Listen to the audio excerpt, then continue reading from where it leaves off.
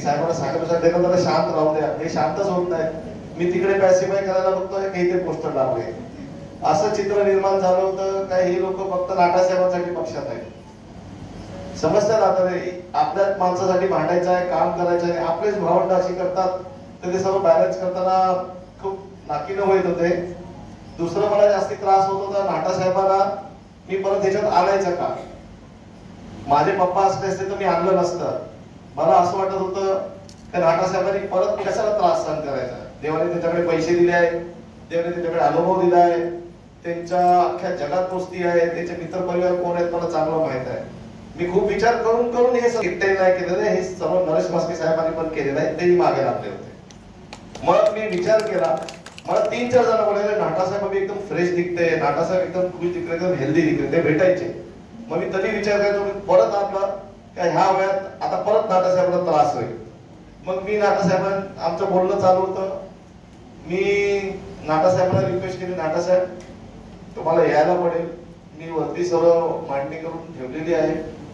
नाटासाहेबांचं पहिलं आन्सर, किशोर शिवसैनिकांसाठी मला परत यायचं, मला परत काम करायचं. म्हणजे असं या माणसाचं प्रेम आहे, लक्षात घ्या.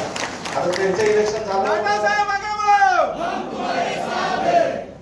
त्यांचं इलेक्शन झालं होतं, ते पुढे इलेक्शन लढतील का नाही लढतील देव जाणो. पण हा माणूस पहिले एक गोष्ट बोलला, किशोर आपल्याला बेलापूर मध्ये असं ह्या लोकांना वाऱ्यावर सोडून चालणार नाही.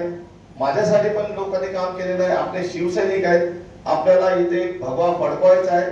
त्यांचा आता उद्देश बघा, ह्या एज मध्ये पण तुमच्यासाठी धडाडी करतात आहे. तेव्हा ह्या गोष्टीचं लक्षात ठेवा. एका माणसाचं ध्येय किती असते आणि किती दुसऱ्यासाठी झटपटायची वृत्ती असते, ती ह्या माणसाकडे शिकण्यासारखी आहे. मग मी विचार केला, मग परत आम्ही भेटल्यानंतर मी परत गेलो साहेबांना सांगायला, देवाच्या कृपेने संपला तो कार्यक्रम. आता हा माणूस आपल्यासाठी आलेला आहे. आता लक्षात ठेवा, हे आता आपल्यासाठी आलेले आहे. आणि एकदम क्लिअर अजून दुसरी गोष्ट लक्षात ठेवा, मी नाटासाहेबांचा माणूस आहे. तर आमच्या दोघांमध्ये गटबाजी करायला कोण जाईल, कोण भांडणाला आलं तर त्याचं काम होणार नाही, एकदम लक्षात ठेवा. आणि नाटासाहेब एवढ्या डिपार्टमेंट मध्ये काम केलेला माणूस आहे. सिडकोचे डायरेक्टर होते तर सिडकोची बाजू सांभाळली, सिडको बाजूला त्यांनी NMMC ची कमिशनर झाले. असे करत करत ते कोकण उपायुक्त पर्यंत गेलेला माणूस आहे. तेव्हा इथे जे शिवसैनिक बसलेले आहेत त्यांना असं वाटत असेल आम्ही नाटासाहेबांचं काम नाही केलं तर ते आम्हाला उद्या असं करतील, तर तो विषय अजिबात नाही. ही एक गॅरंटी देऊन सांगतो, हा माणूस आपल्या वडिलांसमान आहे, तो सर्वांना सारखा प्रेम करणार आहे. आणि विजय माने, घोडेकर, मिलिंद सुरेराव हे सारखे सारखे असतात. पण तुम्हाला कोणी रोखलाय? तुम्ही जावा साहेबांच्या जवळ, त्यांची कशाला कंप्लेंट करता? तुम्ही स्वतः करणार नाही, ते करतात त्यांना करू देणार नाही, तर ह्या कंप्लेंटी चालणार नाही. माझ्याकडे तर अजिबात नाही चालणार. त्यांच्यासाठी सर्व समान आहेत, ते सर्वांना प्रेम द्यायला बसलेले. जावा ना जवळ, करा ना काम. आता त्यांचं काम नाही आहे, काम आपलं आहे, लक्षात ठेवा. आणि संघटना वाढवायची आहे तर आपल्याला हे सर्व विसरून जावं. ते कशी प्रत्येक भूमिकेशी समरस होऊन सगळीकडे चांगलं काम केलं तर तुम्हाला पण लक्षात ठेवायचं आहे की तुम्हालाही चांगलं काम करायचं आहे. आता दुसरी गोष्ट अशी साहेब, ज्या दिवशी आपण शिंदे साहेबांना भेटलो त्या दिवशी शिंदे साहेबांनी माझ्या समोर आदेश दिलेला आहे, दोन्ही मतदारसंघातील शिवसेनेची सर्व पदं बरखास्त होणार आहे आणि नव्याने नियुक्त्या होणार आहे. तर मी नाटासाहेबांना विनंती करणार आहे, स्पष्ट सांगतो साहेब तुम्हाला, ज्या लोकांना पद पाहिजे त्यांनी सदस्य नोंदणीचे फॉर्म घेऊन गेलेले आहेत. जो जास्तीत जास्त सदस्य आणून देईल साहेब त्यांनाच प्रमोट करायचं.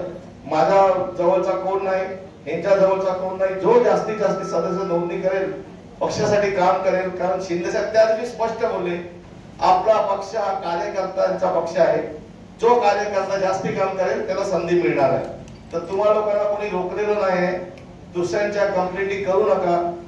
तुम्हाला फॉर्म भेटले नसतील तर मध्यवर्तीमध्ये फॉर्म आहेत, होईच्या तुमच्या इकडे त्यांना फॉर्म द्या आणि उद्यापासून नव्या जोमाने कामाला लागा. आता आपल्याला एवढा खंबीर माणूस भेटलेला आपल्या मागे उभा राहायला. आपली कोणती कामं कधी नाटासाहेब असल्या काय अडतात काय? आपल्याला कुठे काय करायला जायची खरंच गरज पडत नाही. तुमची जी काय कामं असतील, नाटासाहेब आहेत, मी आहे, भोईर साहेब आहे, सर्वच आपली कामं करून घ्या. सर्वांना एवढीच विनंती करतो, ज्याला पद पाहिजे, ज्यांना पालिकेची तिकीट पाहिजे लक्षात ठेवा, सर्वांनी ते फॉर्म घेऊन जावा, जास्तीत जास्त फॉर्म भरून आणा. कारण माझ्याकडनं मी नाटा साहेबांकडे देणार, नाटा साहेब पुढे संजय मोरेला देणार, तिथे स्क्रुटनी होणारच आहे. काय रोहिदास साहेबांनी किती फॉर्म दिले, शिवराज पाटलांनी किती फॉर्म दिले, आणि जर आपल्याला आता लोक आणता येत नाहीत, सदस्य भरता येत नाहीत, आणि तुम्हाला तुमच्या बरोबर येतं तर 20 माणसं आणता येत नाहीत, आणि तुमच्या मनाला वाटत असेल मी खूप काम केलं मला पद मिळेल, तर मिळणार नाही. एकदम क्लिअर, ज्यांना काम करायचं आहे त्याच्यासाठी संधी उपलब्ध आहे, त्यांनी काम करून दाखवा. त्या सर्वांना नाटासाहेब न्याय देतील. आणि परत एकदा सर्व विनंती करतो, 5-6 महिन्यात इलेक्शन लागण्याची दाट शक्यता आहे. ज्याला ज्याला तिकीट पाहिजे, ज्याला ज्याला काम करायचं आहे त्यांनी जोमाने कामाला लागा. मदतीसाठी नाटासाहेब आम्ही सर्व आहोत. एवढंच बोलतो. जय हिंद.